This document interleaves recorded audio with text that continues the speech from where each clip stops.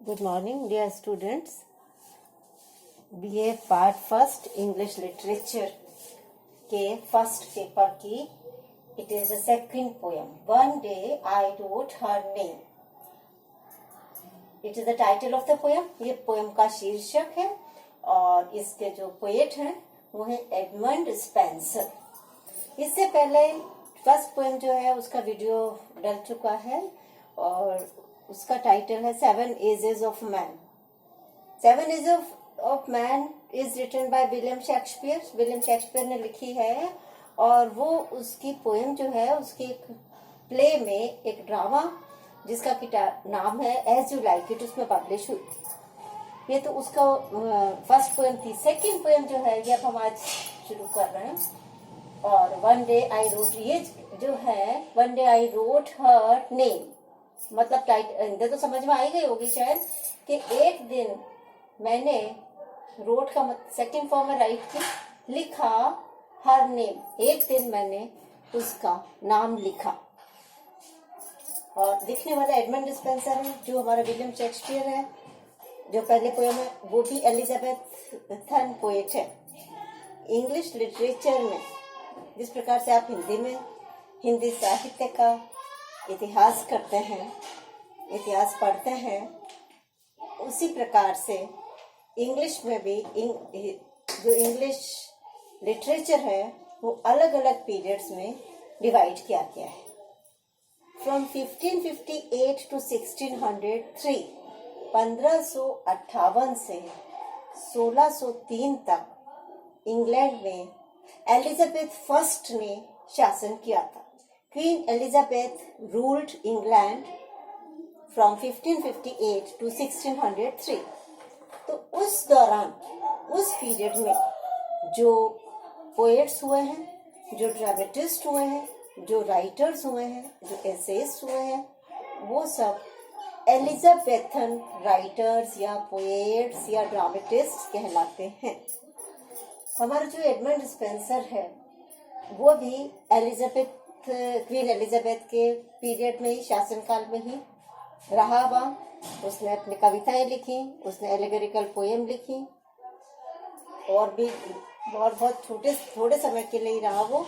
He lived only for 47 years and he died in 1599. Yes, he died in 1599. तो उस समय, जिस समय क्वीन एलिजाबेथ शासन कर रही थी इंग्लैंड पर, वहां की स्थिति बहुत बढ़िया थी, बहुत पीसफुल शासनकाल था. इंग्लैंड का साम्राज्य चारों ओर फैल रहा था. अपन को मालूम है अपना भारत भी उनकी एक कॉलोनी था, वो उपनिवेश था.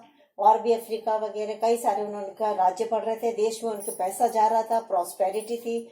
और तो अब भूख मरने की किसी की कोई चिंता नहीं होती है. जब पेट भरा हुआ होता है तो इंसान को मनोरंजन दिखता है ना. तो वही स्थिति इंग्लैंड की भी थी.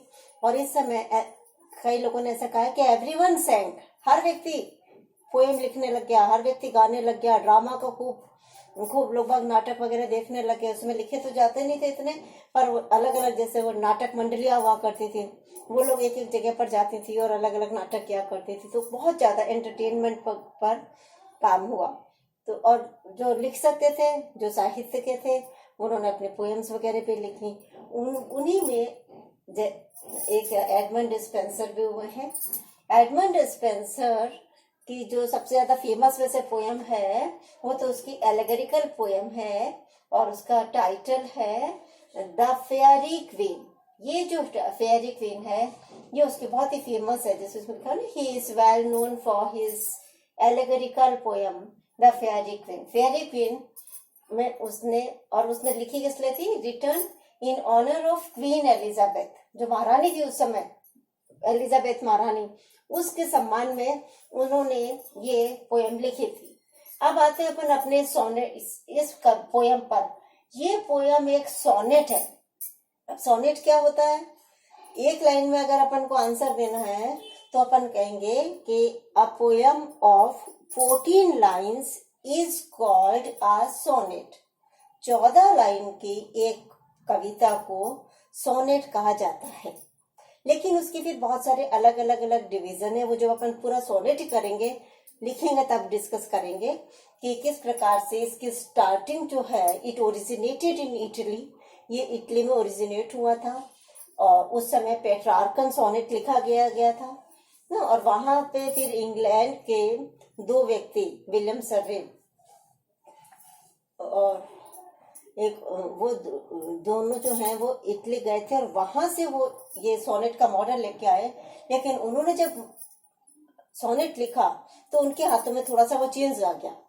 मतलब वो उसी पैटर्न पर 14 लाइंस तो उन्होंने बना दी, लेकिन जिस पैटर्न पर इटली में लिखा जा रहा था उस पैटर्न पर इंग्लैंड में नहीं लिखा गया। और तो वही पैटर्न जो है विलियम शेक्सपियर ने बहुत सारे सोनेट लिखे थे, 152 के करीब। तो 52 और 54 वो सारे के सारे सोनेट्स शेक्सपियर ने इतने सक्सेसफुली यूज किए और लिखे, मतलब उस मॉडल पर, कि वो अब जो है सोनेट या तो इंग्लिश सोनेट या शेक्सपियरियन सोनेट के नाम से जाना जाता है। हमारा जो स्पेंसर पोएट है, इसने भी सोनेट लिखे और इसका